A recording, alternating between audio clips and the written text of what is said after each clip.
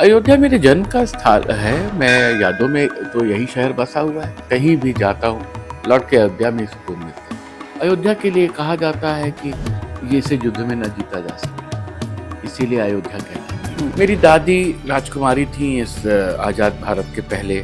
जब उनकी मृत्यु होने लगी तो उन्होंने मुझसे वचन लिया कि ऐसा करना जिससे मेरा नाम हो। मैंने लता जी पे किताब लिखी। मैंने किताब 7 साल लगाई। मुझे राजनीति के लोग पसंद हैं और राजनीति का जो असली उद्देश्य है वो है धन से।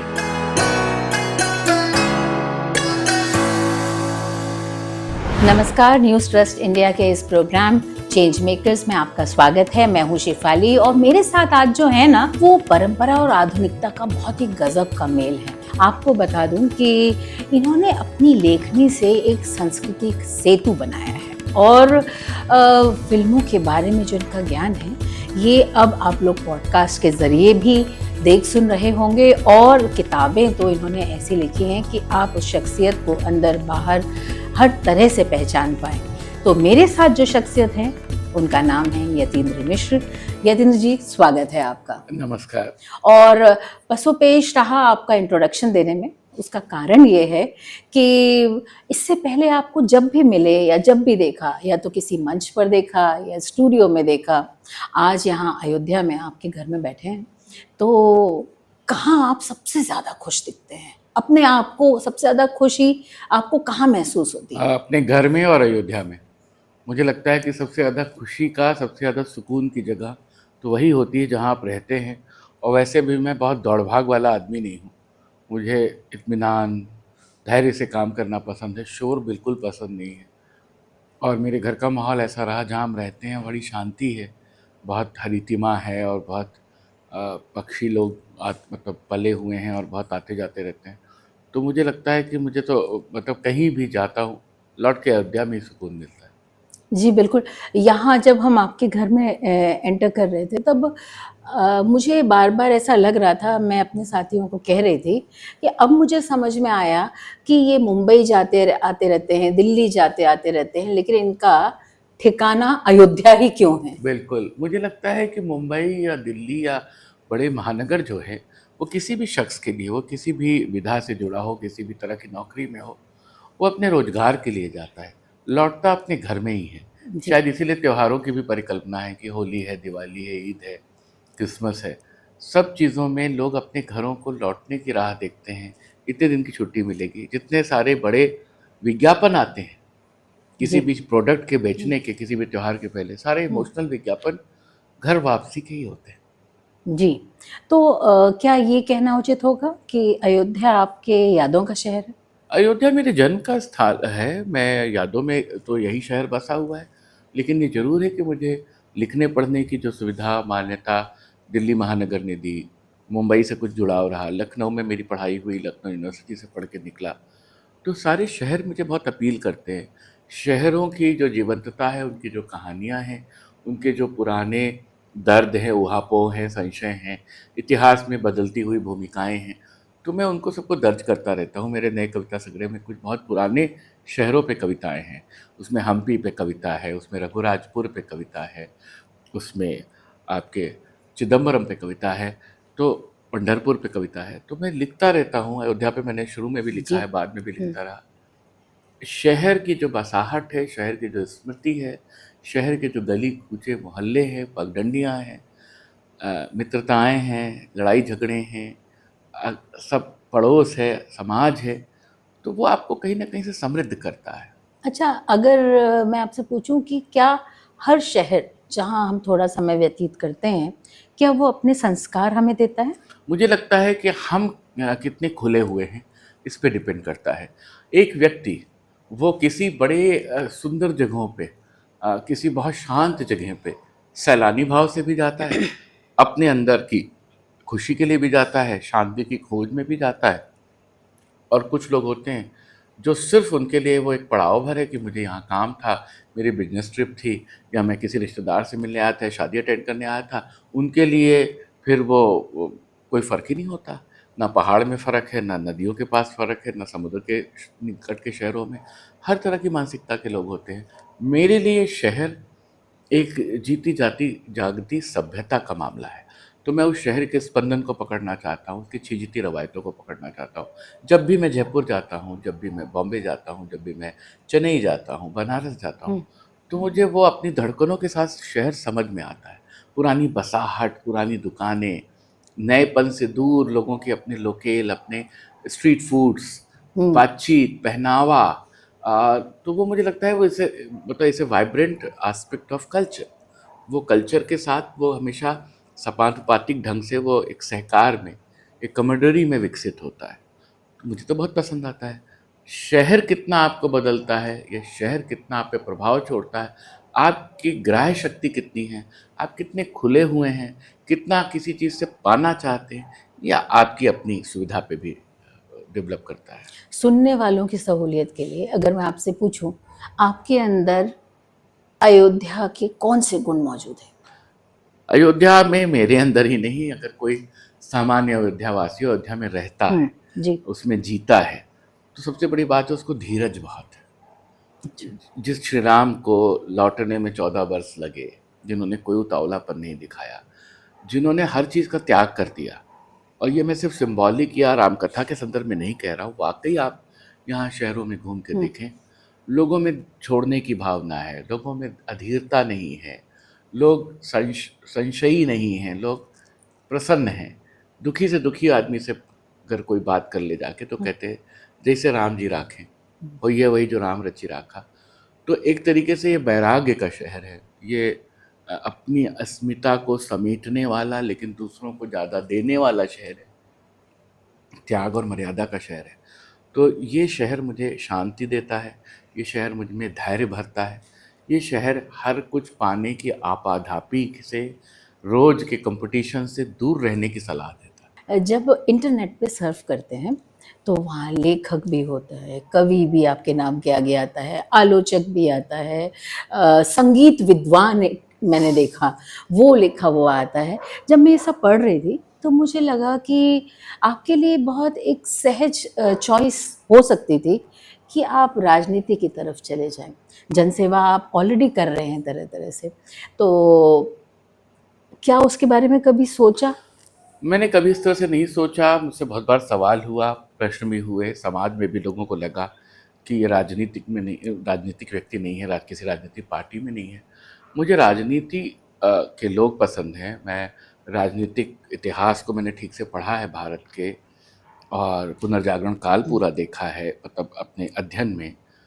तो मुझे राजनीति के कुछ लोग तो पर्सनालिटीज़ लुभाते हैं। हुँ, महात्मा गांधी से कौन नहीं प्रभावित होगा, हुँ, या जो पूरी परंपरा रही है आदर्श की, और जिस तरह से तमाम तरह के लोगों ने इस भारतीय उसको सॉर्वेंटी को बनाया, वो मुझे बहुत अच्छा लगता है। मेरे हुँ, कुछ बहुत राजनीतिक मित्र भी हैं, हर तरह की पार्टी के लोग मेरे मित्र हैं। मैं विचारधारा के हुँ, स्तर पे झगड़े भी नहीं हुँ, करता किसी से, लेकिन स्वयं राजनीतिक होना मुझे नहीं समझ में आता।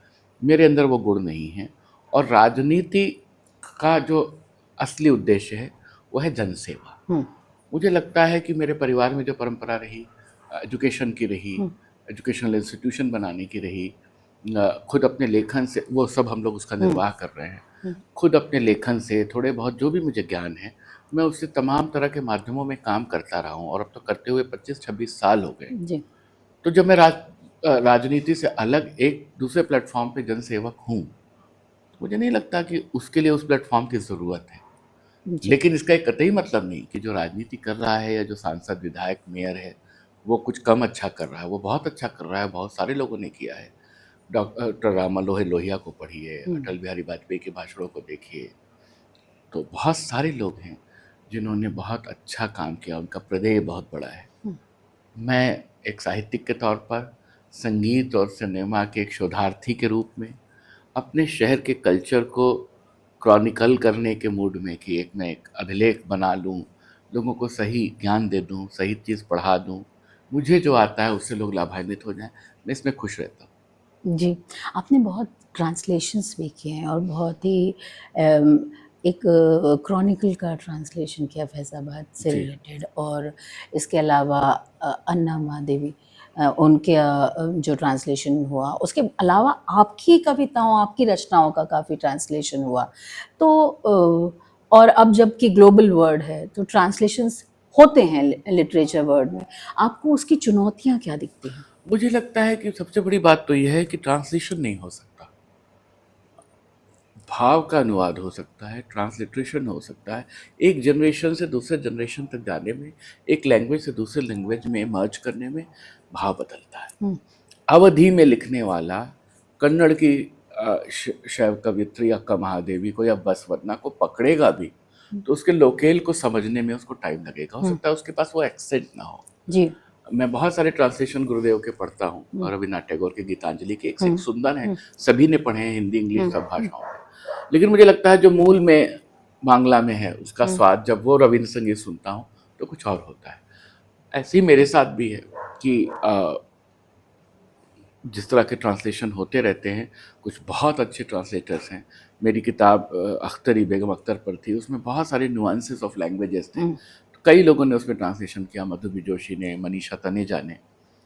तो जो जो पार्ट उसका ट्रांसलेट हुआ, तो मुझसे यही लोगों ने कहा कि जो अवधी और उर्दू का जो एक सम्मिश्रण है, हुँ, वो चीज़ हम अंग्रेजी में चाह के भी क्रिएट नहीं कर सकते। और लेकिन गिरिजा देवी वाला? हाँ, गिरिजा देवी में भी यही हुआ। हुँ, लेकिन उसके बाद मैं ये कहता हूँ कि विश्व का जो भी साहित्य हम तक पहुंचा है, या हमारे देश का जो कुछ भी बाहर गया है, वो तो अनुवाद के माध्यम से ही गया है। जी, अगर ऋग्वेद को मैक्स मुलर ने अनुवाद नहीं किया होता, हुँ, तो फिर वो उसकी व्याप्ति नहीं हो सकती थी। हुँ, कालिदास का ट्रांसलेशन जरूरी था, महात्मा गांधी की चीज़ों का। और महात्मा गांधी ने तो अपनी आत्मकथा गुजराती में लिखी, हुँ, लेकिन हर व्यक्ति ने हर भाषा में पढ़ रखी है। तो मैं उसके फेवर में हूँ। मुझे बहुत अच्छा लगता है कि अनुवाद होते रहना चाहिए। अनुवाद के लिए एक भाषा सीख के उसका अनुवाद भी करना चाहिए, लेकिन मूल का आस्वाद होता है, जी, बिल्कुल। ऐसा मुझे लगता है। बिल्कुल, इसी श्रेणी में एक अगला सवाल ये है कि जब आप अपनी कविताओं को ट्रांसलेशन के बाद सुनते हैं, तो आपके ज़हन में क्या कुछ चलता है? मुझे अच्छा लगता है, हुँ, क्योंकि वो भी एक तरह की क्रिएटिविटी है।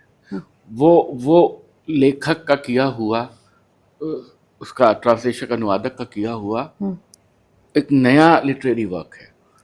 उसके लिए राजशेखर एक बहुत बड़े सिद्धांतकार हुए, उन्होंने एक शब्द दिया, स्वीकरण।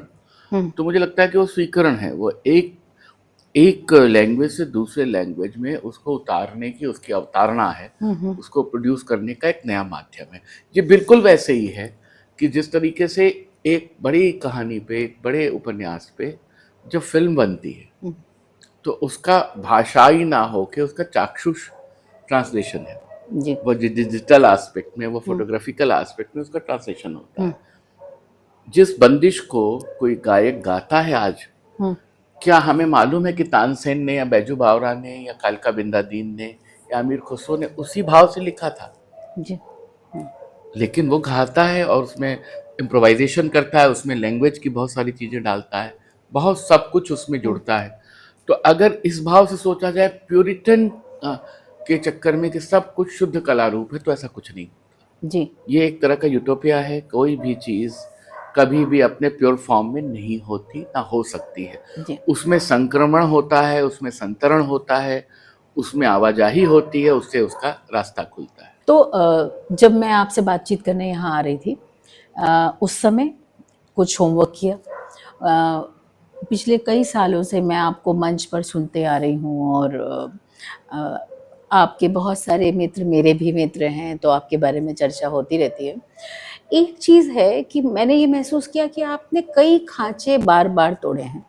जैसे विमला देवी फाउंडेशन, आपने शायद 22 साल के थे आप? जी, हाँ? मेरी दादी के नाम पे मैंने हाँ, बनाया था। तो उस उम्र में ये ख़्याल कैसे आया और उसको आगे कैसे ले जाना है, ये प्लान कैसे बना? मेरी दादी राजकुमारी थी इस आज़ाद भारत के पहले, और सन 47 में उनकी शादी हुई।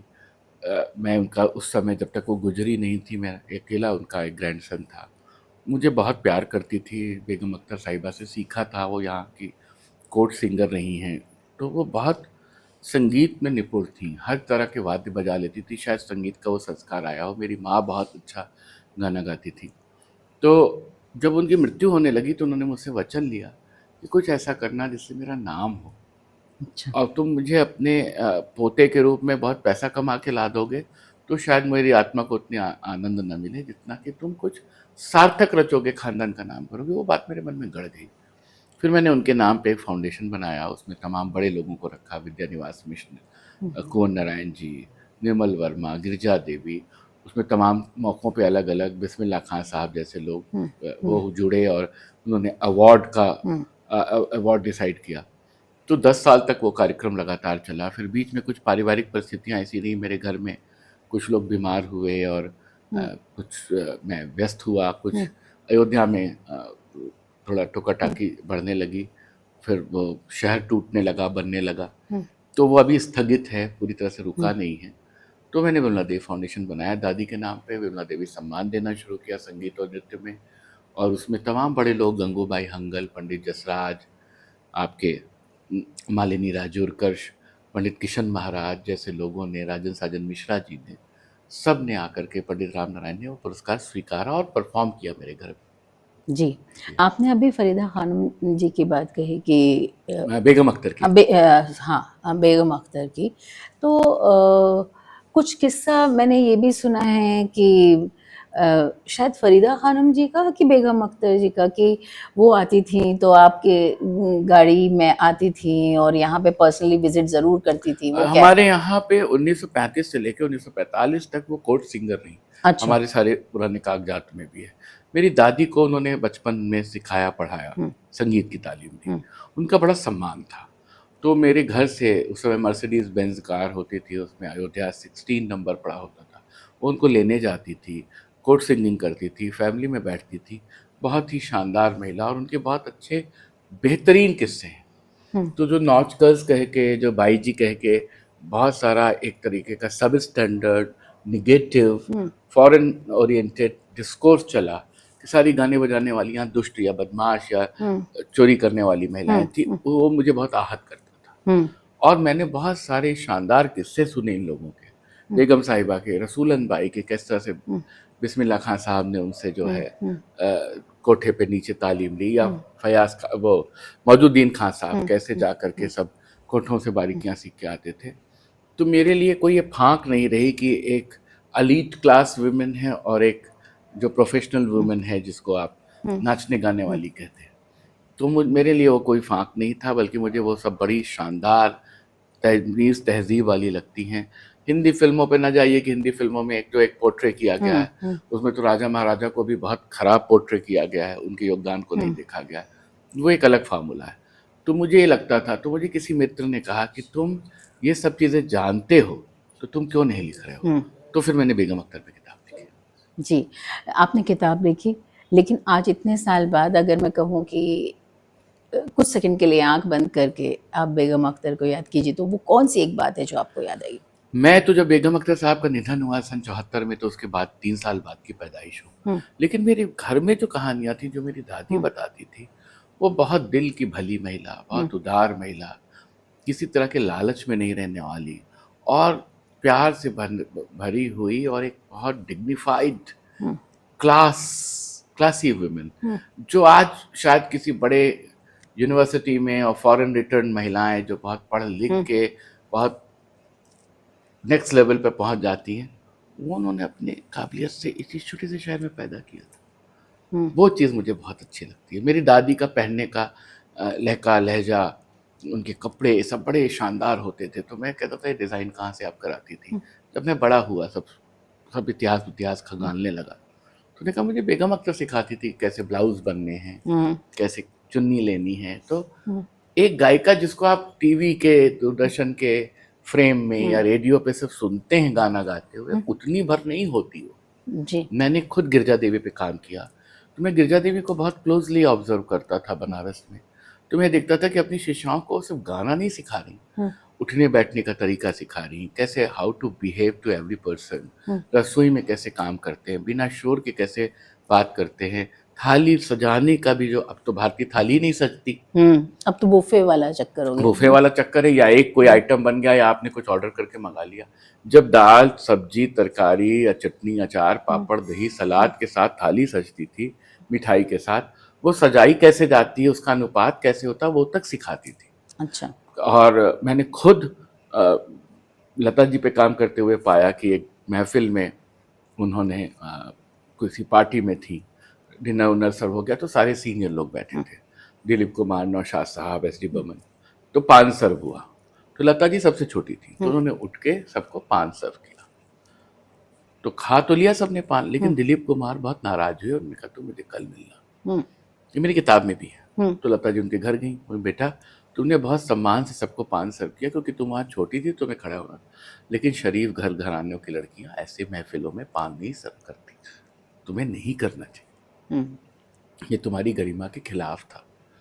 तो लता जी ने कहा मैंने दिलीप भैया से ये बात सीखी, तो मैं जो कहना चाहता हूँ कि चाहे वो बेगम अख्तर हैं, चाहे वो लता मंगेशकर हैं, चाहे वो गिरजा देवी हैं तो वो स्त्रियां और इंस्टीट्यूशंस हैं अपने समय की जी। मेल डोमिनेंट सोसाइटी में। जब दुनिया भर की आज जब इतनी समस्या है कि स्त्री सशक्तिकरण को लेकर के इतनी आवाज़ें उठती हैं, सुप्रीम कोर्ट, हाई कोर्ट इतना पावरफुल है कि आपकी आवाज़ को दबाने ना पाए, 50 साल पहले उन महिलाओं ने कैसे जिया होगा, कैसे अपनी बात को आगे बढ़ाया होगा और कैसे इज्जत बनाई होगी, उसके लिए लड़ने वाली महिलाएं किस तरह से मानवीयता से भरी हुई, डिग्निफाइड हैं, लोगों के साथ बातचीत में कैसी हैं, वो चीज़ मुझे बिटवीन द लाइंस बहुत अच्छी लगती थी। जी, आपने भी ज़िक्र किया लता दी का, और मैंने आपके इंटरव्यूज़ में सुना है और पढ़ा है कि करीब 7 साल लगे उस किताब को लिखने में। तो वो पहले के ज़माने में होता था ना कि जब कोई तीरथ जाता था तो लोग उसके पास जाके बैठते थे, उसको छू लेने भर से लगता था कि हाँ हमने भी तीरथ कर लिया। बिल्कुल आज मुझे वैसी अनुभूति हो रही है कि हम दूर से जब भी मुंबई जाते थे ये लता दीदी का घर है, और एक आज मैं ऐसे शख्सियत के पास बैठी हूँ जिसने इतनी सारी बातें तफसील से की।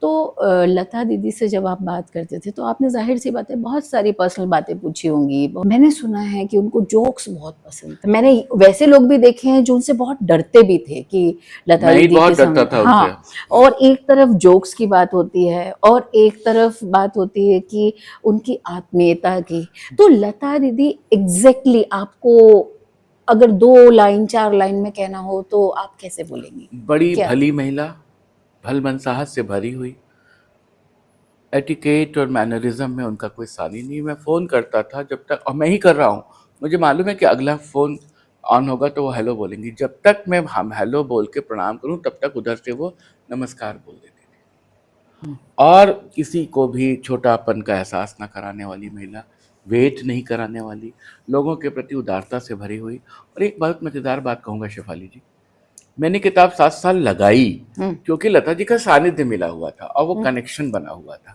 मैं उसको चाहता तो 2 साल में बात करके ख़त्म कर देता। मैंने कहा इतनी महान महिला मुझसे रोज़ बात करती है, मुझे रोज़ जवाब देती है, मैं उससे रोज़ बात करता हूँ, कौन मूर्ख होगा उस रिलेशन को ब्रेक करने वाला। तो मैं करता रहा। मेरे प्रकाशक पूछते रहे किताब पूरी भी होगी कि नहीं। मैंने कहा अब किताब हो चाहे भाड़ में जाए, लता जी जब तक बतियाती रहेंगी तब तक बात होती रहेगी जी। तो एक तो ये बात थी। दूसरा, जैसे आप मुझसे पॉडकास्ट कर रही हैं, आधा घंटा, 40 मिनट, 20 मिनट, जो भी आप बात करेंगे, 1 घंटे के लिए, 4 घंटे के लिए, 24 घंटे के लिए कोई आदमी आर्टिकुलेट हो सकता है, आपके आगे बन के अपनी सबसे अच्छी छवि दिखा सकता है। 7 साल लगातार कभी ना कभी उसकी पोल पट्टी खुल जाएगी, बिल्कुल वो अपने नेचर में खुल जाएगा। आप किसी की मित्रता में आए, किसी के रिश्ते में आए, ब्याह करें या किसी के साथ रहें या किसी के साथ जॉब करें, 7 साल में उसके बारे में एक आपकी तस्वीर बन जाती है, क्योंकि इतनी परतों में आप उसको देख चुके होते हैं।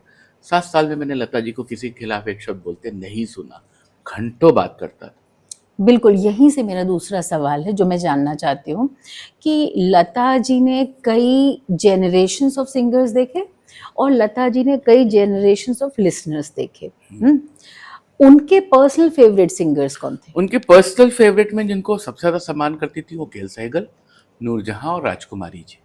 उसके बाद उन्होंने सबसे ज़्यादा सम्मान किया मुकेश जी का, किशोर कुमार और रफ़ी साहब का। गीता दत्त उनकी बहुत अच्छी सहेली थी, उनको बहुत प्यार करती थी। और मेरी किताब में तो ये तक है उनसे बात करते हुए कि वो मीनू पुरुषोत्तम से, सुधा मल्होत्रा से, इन सब लोगों से बहुत प्यार से मिलती थी और सबका, उनको अपनी को सिंगर्स के नाम याद थे, कोरस सिंगर्स के।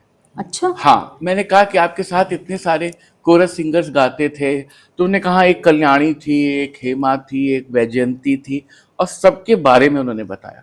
जो महिला गाते हुए अपने कोरस सिंगर्स तक को याद रख रही है 50 साल बाद। और मैंने 1-2 लोगों के लिए पूछा भी कि ये क्या वो क्या, तो उन्होंने कहा बेटा किताब तुम मुझ पे लिख रहे हो, बात तुम मेरी करो। बहुत सारे विवाद हुए, बहुत सारी खबरें बनाई गई, बहुत सारे झूठ फैलाया गया। मैं 80-85 साल की उम्र में राम का नाम लूं कि ये सब बकवास करूं? तो हर आदमी के लिए उदारता से भरी हुई, कभी कोई छोटी बात नहीं। और जो सबसे बड़ी चीज जिसने मुझे उनका कायल बनाया, जिसने उनकी एनालिसिस में मुझे और डाला, कि मैं उनका कोई गाना उठा के रखता था, मान लीजिए कहा कि दीदी आपने ये गाना बहुत कमाल का गाया है, तो उन्होंने कहा अरे छोड़ो, तुम्हें याद है आशा ने ये वाला गाना कितना अच्छा गाया है, अच्छा। गीता ने ये कितना अच्छा गाया है, रफ़ी साहब इसको ऐसे गाते, किशोर दा वैसे। तो मतलब उन्होंने हमेशा दूसरों का सम्मान किया, अपने का नाम नहीं लिया जी। मजेदार बहुत थी, जोक सुनाती थी, मिमिक आर्टिस्ट बहुत अच्छी थी। मिमिक्री करके मतलब साउंड मिमिक कर देती थी, रिकॉर्ड कर लो तो उसमें बहुत सारे उनके अपने गाने को उन्होंने दूसरे की आवाज़ों में साउंड करके सुनाया, बताया। और हल्के से भी कोई विचलन की बात, विचलन जो था वो अपने जीवन को लेके था, कि मेरे पिता की डेथ हो गई, मेरे पिता नहीं रहे, मुझे अपने सिबलिंग्स को पालना पड़ा, मुझे बहुत दिक्कत आई, मैं फिल्मों में काम नहीं करना चाहती थी, मैं पढ़ नहीं पाई, या मैंने शास्त्रीय संगीत नहीं सीखा, उसका परफॉर्मेंस नहीं कर पाई, सीखा लेकिन परफॉर्मेंस नहीं कर पाई। इन सब बातों को लेकर के उनको कष्ट रहता था जी। और किसी बात का कोई रेफ नहीं देखा। लता जी पर जो आपने किताब लिखी, उसने आपको एक पहचान दी, अवार्ड दिया। उसके बाद लगातार वो एक माइलस्टोन रहा आपकी ज़िंदगी में भी, और उसके बाद आप आगे बढ़ते रहे, तरह तरह से आपकी पहचान बनी। लेकिन अब ये जो आपने लेटेस्ट पहचान गढ़ी है अपने लिए, एक पॉडकास्टर की, और कहीं ना कहीं ये कोशिश है कि बदलते समय के साथ कदम ताल भी हो जाए, और जी। बहुत कुछ और, उस बहुत कुछ और के बारे में बात करना चाहती हूँ मैं। लेकिन ये अपने आप में एक बहुत चैलेंजिंग बात है कि आप एक गाने को परत दर परत खोल रहे हैं। आप बता रहे हैं कि ये लाइन फिर से सुनिए, इसमें ये वाद्य यंत्र है, ये राग है, इस तरह की बातें कर रहे हैं। क्या आपको ऐसा लगता है कि अभी वर्तमान पीढ़ी जो है शास्त्रीय संगीत को उस गंभीरता से लेना सीख पाई है? शेफाली जी, मैं जजमेंटल नहीं हो सकता, मैं भी कभी युवा था, और मैं कोई आकाश से नहीं टपका था या किसी तानसेन के घर में नहीं पैदा हुआ था। मैंने संगीत सीखा भी नहीं है, एक लिसनर की तरह, एक सहृदय कॉनर्सर की तरह मैंने देखा। मुझे दो चीज़ों की समस्या होती थी। कई बार मुझसे मेरे मित्र लोग या संगीत को जानने वाले लोग या संगीत समझने वाले लोग पूछते थे कि ये गाना बताओ क्या है, कैसे है। तो मेरे पास, मैंने किताब लिखी थी 2012 में, हमसफर नाम से, हिंदी फिल्म संगीत का इतिहास करके। वो जब 2011 में 100 साल पूरे हुए हिंदी सिनेमा के, पेंगुइन ने पब्लिश किया था, और उसकी भूमिका पे लता मंगेशकर ने लिखा था, लता जी ने लिखा था। तो वो किताब खूब प्रचलित हुई, सब हुई, लेकिन मुझे बार बार खोल के बताना पड़ता था इस गाने का। अच्छा, मैं देखता हूँ, चेक करता हूँ मैंने क्या लिखा है, कैसे किया। और मैं जब, क्षमा चाहते हुए आपकी चैनल से कहूँगा, बहुत सारे यंग और तमाम प्रसिद्ध नामों के भी पॉडकास्ट देखता था, वो कहीं से कोई बात कह देते थे संगीत को लेके, ट्रिविया को ऐसी कहानी बना के पेश करते हैं जैसे लगता है कि उस कमरे में जिस समय गाना बन रहा था या जिस समय शूट हो रहा था वो मौजूद थे साक्षात। तो जो ट्रिविया है, जो एनेक्डोटल कहानियाँ फिल्मी गॉसिप मैगजीन में तैरती हैं, या जो इंटरनेट पे फूहड़ ढंग से गलत जानकारियाँ परोसी गई हैं, उनको सबको घालमेल करके फिल्मों के गीतों की चर्चा कर दी जाती है। तो मुझे बहुत कष्ट होता था, मैं जान रहा हूँ कि गलत कहा जा रहा है। मैंने लता जी पे किताब लिखी है, लता जी के जिन गानों की बातें वो करते थे उसमें जमीन आसमान का फर्क होता था। या जो शास्त्रीय संगीत के बारे में कोई रवायत बता रहे हैं, तो एक बार आप फैक्ट चेक कर सकते हैं, लेकिन अगर आपने कह दिया कि ऐसे हुआ था, आप अथॉरिटी से कैसे कह सकते हैं अगर आप उसमें शामिल नहीं। तो मुझे फिर लगा कि युवाओं को ये सारी चीज़ें खराब ढंग से परोसी जा रही हैं, और मैं इसके दावा नहीं करता कि मैं उसको सैनिटाइज करने के लिए आया हूँ, लेकिन मुझे ये लगता है कि मैं अपने ढंग से करता रहूँगा तो नक्कार खाने में तूती की आवाज़ बजेगी। कोई आदमी अगर मेरा सुनेगा या किसी का ऐसे सुनेगा जो रिसर्च बेस्ड नहीं है, तो वो कंपेयर करना सीख जाएगा। उसके पास इतनी बुद्धि है कि वो जो है ये देख ले कि यतीन्द्र मिश्रा जो बता रहे हैं वो कन्विंसिंग है, या कोई फलाक बता रहा है वो कन्विंसिंग। उसमें भी बहुत लोग बहुत अच्छा कर रहे हैं, लेकिन काफ़ी कुछ गॉसिप पे था। मुझे राय दी गई, मेरी टीम ने राय दी कि आप एक पुराना गाना बनाइएगा। अब ये युवाओं का जो शास्त्रीय संगीत का मामला है वो बता रहा हूँ, एक पुराना बनाइएगा, एक बिल्कुल लेटेस्ट बनाइएगा। एक पुराना बनाइएगा, एक बिल्कुल लेटेस्ट बनाइएगा, जिससे आपको सब तरह के ऑडियंस मिलेंगे। मैंने कहा ठीक है। इंस्टाग्राम पे ही मैं मेन उसको करता हूँ। इंस्टाग्राम युवाओं का मंच है, आप जानती हैं। मैंने 2 पॉडकास्ट बनाए, एक रहमान के संगीत पे और एक अनु मलिक के संगीत पे, और जो उसका रीच थी वो सबसे कम थी। अच्छा। उसको सबसे कम पसंद किया गया या उसको सबसे कम देखा गया, कुछ 100 लोगों में था वो, और उस पर कमेंट्स भी नहीं आए, और आज के शब्द में जो कहते हैं, जो खराब सा शब्द है, वायरल नहीं हुआ, मतलब वो 10-20 हजार में भी नहीं गया। तो मैं एक दिन बैठा सोच रहा था, तो मुझे एक मित्र आए, उन्होंने कहा यतीन्द्र आप बहुत अच्छा इंस्टाग्राम पे कर रहे हैं, लेकिन आपसे लोग पुराने गाने, शास्त्रीय गाने, रागों के बारे में सुनना चाहते हैं, इन नए गानों के बारे में वो नहीं सुनना चाहते। नए गानों में तो वैसे भी बहुत कुछ होता रहता है, आप तो वो बताइए जो कोई नहीं बता रहा है। मैंने कहा अच्छा, और फिर मैं अपने ट्रेंड पे लौट गया। 60s 50s, आज आप आई हैं तो आप देख रही थी कि एक बहुत 40s का गाने का रिकॉर्डिंग का वो हो रहा था, और वो फिर वो पेस पकड़ लिया उसने कि वो मेरा एक गाने का वो जो तू जहां जहां चलेगा मेरा साया साथ होगा, कि जो पॉडकास्ट है उसको लाखों लोगों ने देखा, उस पे आया। तो क्या ये मान लिया तो मैं यही कहना चाहता हूँ, तो मैं ये मान रहा हूँ कि युवा देखते हैं, युवा समझते हैं, और युवा सिर्फ आधुनिकता के नाम पे, मैं ये नहीं कह रहा हूँ रहमान का संगीत बहुत शानदार इसलिए मैंने बनाया, लेकिन वो रहमान के बारे में शायद वेल कनेक्टेड हैं, जानते हैं। उनको अनु मलिक और रहमान के बारे में बताने से बेहतर है कि आप स्नेहल भाटकर और हुस्नाल भगत राम और पंडित रविशंकर और अल्लाह रखा कुरैशी और आप सज्जाद हुसैन के बारे में बताएं, जिनका शायद उन्होंने गलती से नाम भी नहीं सुना। तो मुझे लगा कि मैं अब वो भूले बिसरे वाला काम करता हूँ जो लोगों को नहीं पता है। तो मैं ये तो नहीं कह सकता कि युवा भटका है, मैं ये बिल्कुल नहीं कहता कि युवाओं में चाह या कामना नहीं है, उनको सही माध्यम नहीं मिला है। और चूंकि मीडियम यही है, आजकल का ऑडियो विजुअल मीडियम ही है, तमाम सारे सर्च इंजन और प्लेटफॉर्म्स यही सब उपलब्ध है, तो उसमें तथ्यों की भरमार है, सूचनाओं की। मैं ये कहना चाहता हूँ विनम्रता से, सूचनाएं और तथ्य ज्ञान नहीं है। आप फैक्ट्स से भर दें, आप ये बता दें इस साल ये हुआ था, उस साल वो हुआ था, तो आप इतिहास की किताब लिख रहे हैं। ज्ञान जो है वो उनको अगर चाहिए और अगर उनको अच्छा लगता है तो यतीन्द्र मिश्र के पास आएंगे, अच्छा नहीं लगेगा 1 मिनट में छोड़ के वो दूसरे के पास चले जाएंगे। तो क्या ये मान लिया जाए कि रील की दुनिया को भी आपने एक्सप्लोर कर लिया? नहीं, मुझे लगता है कि मैं जब किताब लिखता हूँ और मैं किताब लिख के भेजता हूँ, बहुत सारे लोग पढ़ते नहीं, और पढ़ने के बाद मैं ऐसा नहीं, मैं अभी मेरी नई किताब शास्त्रीय संगीत पे आ रही, बहुत मेहनत से काम कर रहा हूँ। मेरा असली जीवन तो शास्त्रीय संगीत और सिनेमा का ही रहेगा, कविता का रहेगा। मैं एक आपको अपने दर्द भरी बात कहता हूँ जो मुझे कहनी नहीं चाहिए, क्योंकि मैं इस तरह का इंसान नहीं हूँ। मैंने पिछले साल अपनी माँ को गंवाया, बहुत कम उम्र में वो नहीं रही, मुझे बहुत फ्रस्ट्रेशन हुआ। मेरे पिताजी उसी तकलीफ में बीमार पड़े, मेरी एक बुआ अस्वस्थ चल रही, तो मेरे घर में एक तरह से अस्पताल का सा माहौल हो गया।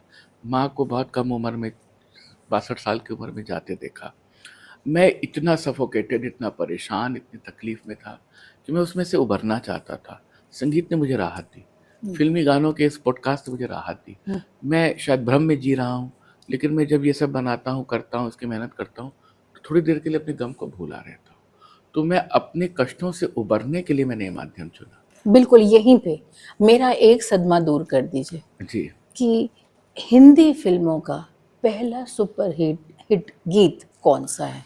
दावे से कोई नहीं कह सकता, और किसी पॉडकास्ट में किसी ने कुछ बोला हो तो मैं उस पर कमेंट नहीं कर सकता, इतना मैं जरूर कहूँगा, हिंदी फिल्मों के संगीत की शुरुआत बिल्कुल जो ऑथेंटिक शुरुआत है वो न्यू थिएटर्स कंपनी के साथ हो जाती है 30s में, जब आरसी बोराल, तिमिर बरन जैसे लोग वहाँ पे संगीत बना रहे हैं और केएल सहगल जैसा प्रभावी गायक मौजूद है, और उन्हीं के साथ फिर नूरजहां, फिर जोहराबाई अम्बाला वाली, अमीर भाई कर्नाटकी, तमाम लोग आते हैं। सरस्वती देवी का संगीत शुरू हो जाता है, सरस्वती राणे और तमाम लोग आ रहे हैं और गा रहे हैं। झंडे खां साहब संगीत बना रहे हैं, रफीक गजनवी और तमाम सब।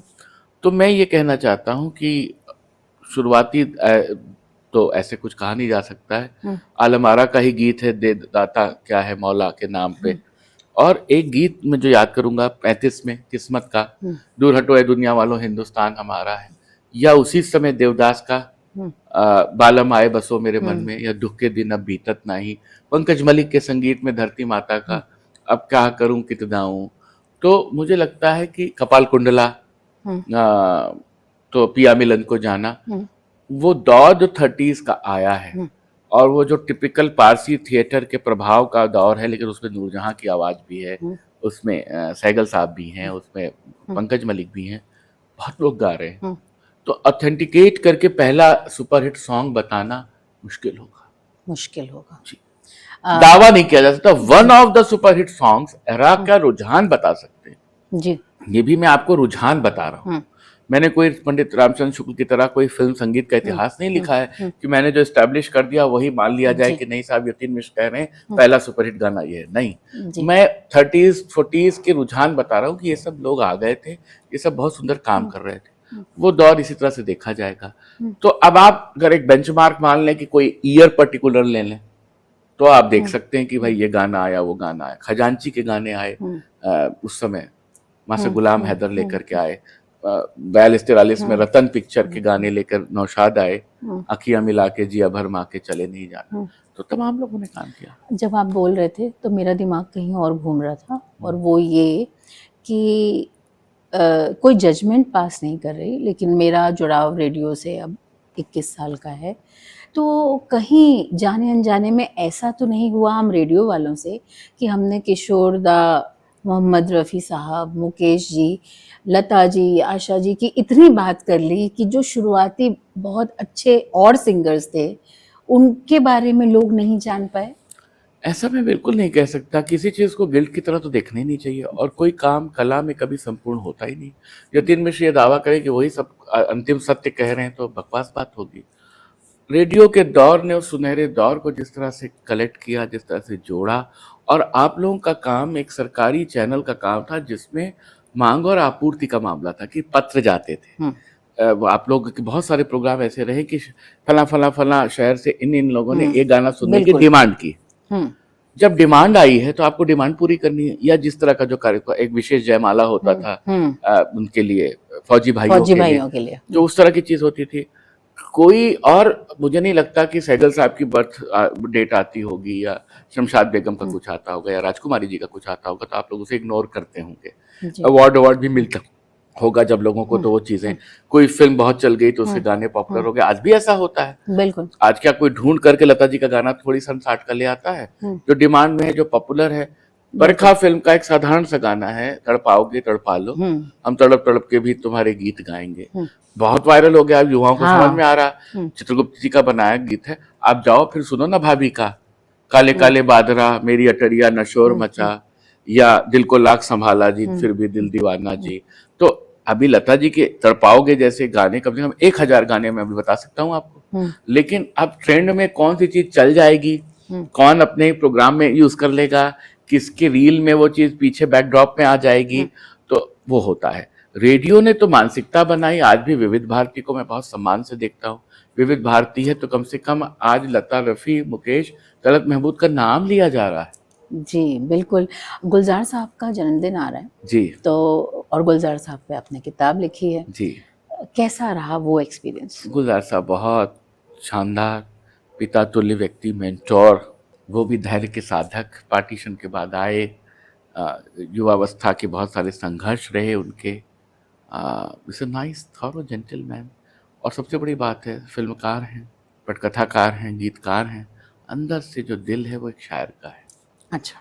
तो शायर है पूरी तरह। अच्छा। फिल्म मैंने तो लिखा है कि आप ऐसे व्यक्ति हैं जो सिनेमा में शायरी लिखते हैं और शायरी में पेंटिंग बनाते हैं और पेंटिंग में गीत लिखते हैं और गीतों की फिल्म करते हैं। कुछ ऐसा आप मर्जिंग ऑफ वो करते हैं, मीडियम्स को आप वो करते हैं। और आप ये देखिए कि रेलिवेंस सन 60-61 में मोरा गोरा अंग्लेले से लेके अभी तक वो रेलिवेंट बने हुए हैं। उनको नब्ज, भारतीय समाज की नब्ज पे पकड़ है। उन्होंने कभी कोई बाहर की डिक्शनरी, बाहर के शब्द नहीं उठाए। वही चांद, वही शाम, वही रात, वही शबनम, वही पुरवाई, वही हवा, वही पानी, वही बारिश, चिमटा रोटी, वही चिमटा रोटी, चूल्हा, खाट, और 60 साल 70 साल में वो बार बार वो पुनर्नवा होती है शब्दावली। एक पूरा स्कूल ऑफ थॉट है जो गुलजार की तरह ही कविता लिखता है। जी बोलने वाले भी बोलते हैं, जैसे हम जिंगल भी कई बार बनाते हैं, कुछ गुलजार साहब जैसा होना चाहिए। हाँ, वो वो एक तरीका हो वो गया, एक एक स्कूल स्टाइल ऑफ हो थॉट हो गया। गया। जी बिल्कुल। आपने कविताओं की बात की, शेरो शायरी की बात की, आपके कविताओं के संग्रह हैं। कौन सी कविता खास तौर पर आपके दिल के बहुत करीब है, आपकी लिखी हुई? मेरे को तो अभी, मैं अपने कवि को भूला हुआ था माँ के जाने के बाद, जब बहुत दुख हुआ तो मैंने पूरी उन पे बहुत सारी शोकांतिकाएं, शोक कविताएं लिखी। अभी तो मैंने जो माँ पे लिखा वही मुझे सबसे अच्छा लगा। सुनाइए। जामुन और अमरूद। अच्छा। अम्मा को बहुत प्रिय थे जामुन और अमरूद। किसी भी शहर में होता मैं, दिख जाते तो ले आता था उनके लिए। वे सहज होती थी प्रसन्न अपनी पसंद के फल पाकर, जैसे गिलहरी को मिल जाए अखरोट, गौरैया को गेहूं बाजरे का दाना। अब मन रहता है उदास जब दिखता है ठेले पर अमरूद और जामुनों का ढेर। पुरोहित बताते किसी स्त्री को करे दान, उसके चखने से मिलेगी माँ को स्वर्ग में तृप्ति। मन फिर भी परेशान, नहीं मिलता कोई ढाढ़स, उनकी तृप्ति का कोई संदेशा कैसे पहुंचेगा मुझ तक। मुश्किल ये भी बड़ी अजीब है, धरती से कोई कुरियर सेवा नहीं भेजा जा सके अम्मा के लिए वहाँ, मौसम के ताजे अमरूद और जाम। बहुत खूबसूरत, बहुत खूबसूरत। इस पे कुछ भी बोलना मुझे लगता है कि गलत होगा, क्योंकि ये एकदम सीधे दिल को जाके छूती है। और मेरा एक सवाल था, हालांकि अब मेरा मन कुछ हिल रहा है ये पूछने के लिए, लेकिन फिर भी पूछना चाहूँगी कि हमने इतनी सारी बात की, आपने अपनी दादी को याद किया, अपनी माताजी का जिक्र कई बार किया, एक बार अपने पिताजी का भी जिक्र किया। जी। हम में हमारे माँ बाप थोड़े थोड़े से होते हैं। तो आपको क्या लगता है कि आपके पिताजी से आपको वो कौन से गुण या वो कौन सी आदतें मिली जिसमें लोग आपसे कहते हो कि अरे तुम तो एकदम अपने लोग पिताजी लोग जैसे? मुझे कहते हैं कि अपने पापा की तरह हो रहे हो। मेरे पिता बहुत भले इंसान, हर पिता होते हैं, लेकिन मुझे लगता है कि मेरे पिता बहुत भले, और जिस तरह से जिस बड़े घर घराने में रहे, उदारता उन्होंने बहुत शानदार ढंग से वर्ण की और बहुत साधारण ढंग से हम लोगों का जीवन यापन हुआ। उन्होंने एक हर चीज़ की वैल्यू सिखाई, वैल्यू सिस्टम में डाला। मेरे पिता का सोने की गगरी ढलक जाए फ़र्क नहीं पड़ता। अच्छा। हाँ, बिल्कुल अप्रतिहत व्यक्ति और अजातशत्रु व्यक्ति। पप्पू भैया लोग कहते हैं उनको शहर में। आज तक मैंने अपने पिता को कोई गलत काम, कोई गलत बात करते नहीं देखा, किसी कंपटीशन, किसी होड़ में पड़ते नहीं देखा, अपने बच्चों को किसी प्रतिस्पर्धा में डालते नहीं देखा। मैं ज़िंदगी में, मैं 7 जन्म ले लूँ तो अपने पिता की तरह नहीं हो पाऊँ। और प्रेम आदमी अपनी माँ को करता है सर्वाधिक, लेकिन बनना पिता की तरह चाहता है। तो आप अपने पिता जैसे बनना मैं चाहते वैसे हैं? ही चाहता हूँ कि उनके रास्ते पे चल पाया, एक कदम भी चल पाया तो जब कोई कहता है कि आप अपने पिता जैसे हो रहे हैं तो कैसा लगता तो मुझे खराब लगता है। मुझे लगता है कि मेरे पिता इतने शानदार उदार आदमी, मेरी कहाँ तुलना कर रहे हो वहाँ से। बस कॉम्प्लीमेंट की तरह लेता हूँ। मैं अपने फादर को इतने बड़े पेडेस्टल पे देखता हूँ कि मुझे लगता है कि उनकी छाया तक भी नहीं पहुँच पाऊँ। लेकिन कॉम्प्लीमेंट सुनने के बाद ये अरे तो वो लगता तो होगा पिता कि के लिए कुछ बहुत तो, अच्छा लगता है। हाँ, अगर आपके फेवरेट गाने की बात हो तो आप किस तरह के गीत संगीत को सुनना मैं पसंद शास्त्रीय करते हैं? संगीत बहुत सुनता हूँ और मैं सिर्फ लता जी को बहुत सुनता हूँ। अच्छा। तो मुझे तो लता मंगेशकर, मतलब फिल्म म्यूजिक बहुत पसंद है, लेकिन फिल्म म्यूजिक से भी एक पायदान ऊपर मैं शास्त्रीय संगीत को रखता हूँ। मुझे रागदारी बहुत पसंद है और सब घराने, खास करके किराना और जयपुर अतरौली घराना मुझे बहुत पसंद है। बहुत बड़े बड़े लोग, बड़े गायक, बड़े गुलाम अली खां साहब, रसूलन बाई, सिद्धेश्वरी देवी, किशोरी अमोनकर, अश्विनी भिड़े, राशिद खान साहब, पंडित मल्लिकार्जुन मंसूर, कुमार गंधर्व, कितने नाम लो, बसवराज राजगुरु, मालविका कानन, जसराज जी, और वैसे ही विंध्यवासिनी देवी, वैसे ही अल्लाह जिलाई बाई, वैसे ही तमाम फोक के लोग। तो असल में मैं संगीत का आदमी हूँ। मुझे संगीत सुनना है हर जगह से। अगर कहीं से भी, एक दूर से भी कोई एक हल्की सी सुरीली तान आ रही होगी, मैं रुक के ठिठक के सुनने की कोशिश करता हूँ। जैसा कि हमने कहा कि आपने कई खांचे तोड़े हैं और हमने आपको समसामयिक विषयों पे भी बोलते हुए देखा है, कुछ लेख भी पढ़ने में आए हैं। हम आपको बता दें कि news trust India breaking news नहीं करता, हम ओपिनियन की बात करते हैं। हम तरह तरह के विचार पढ़ने वालों के सामने रख देते हैं, सुनने वालों के सामने रख देते हैं और ये उनके विवेक पे छोड़ देते हैं कि वो अब उसका क्या निष्कर्ष निकालते हैं। हम गेटकीपर्स के बिना व्यूज पहुंचाने की कोशिश करते हैं। आपसे ये जानना चाहते हैं कि आप न्यूज़ की रेलेवेंस कितनी देखते हैं एक आम शहरी के लिए या एक आम गांव वाले के लिए? मुझे लगता है कि जो न्यूज़ है, समाचार है, वहाँ पे वो सूचना की तरह आना चाहिए। अच्छा। उसके साथ जो आजकल एनालिसिस चलती है, जो डिबेट होती है और जो बिठा के समझाया जाता है, तो हमें वो कुक्ड प्रोडक्ट की तरह नहीं चाहिए। प्रकृति का विनाश हुआ, इतने लोग मरे, इतना ये है, वो मेरे लिए रिलेवेंट है। उससे दुखी होना, उससे एम्पैथी पाना, उसके प्रति फिर कोई जवाबदेही तय करना, उसके प्रति फिर ये पता करना कि उस शहर में कौन परिचित ठीक है कि नहीं, हम क्या मदद कर सकते हैं, ये मेरे एक नागरिक होने का मामला है। मुझे न्यूज़ जो डिज़ाइनर शेप में परोसी जाती है, मैं उसको पसंद नहीं। अयोध्या का जायका क्या है? अयोध्या का जायका अगर सही अर्थों में कहें तो राममय है, भक्ति और शांति, सनातनता में विश्वास करने वाला और सबको जय राम जी की करने वाला। और अगर कोई खाने पीने का शौकीन हो तो? अयोध्या के पेड़े खाइए, अयोध्या के पेड़। पेड़े खाइए, अयोध्या के पेड़े बहुत अच्छे हैं। अयोध्या के पेड़े लेकर के जाइए, मैं आपके लिए मंगवाता हूँ। Thank you so much. और अयोध्या के पेड़े ज़रूर हम साथ लेके जाएंगे। यतिन जी, जायके की बात हमने कर ली, लेकिन अगर हम गीत संगीत की बात करें, सांस्कृतिक परिदृश्य की बात करें, तो अयोध्या में ऐसा क्या खास है? अयोध्या की सबसे खूबसूरत बात यह है कि रामलीला, अयोध्या में रामलीला होती है, दशहरे में होती है और कुछ सालों तक तो अयोध्या संस्थान संस्थान ने अनवरत रामलीला की।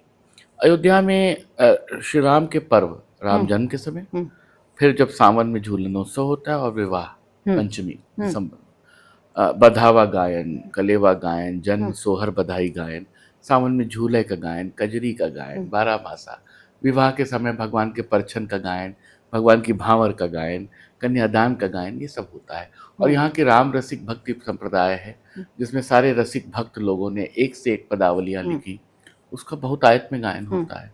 वो बहुत सुंदर चीज़ है।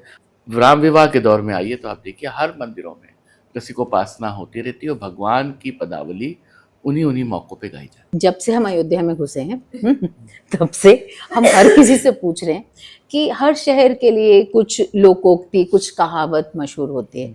अयोध्या के लिए ऐसा कुछ है? श्री राम से संबंधित तो बहुत कुछ है।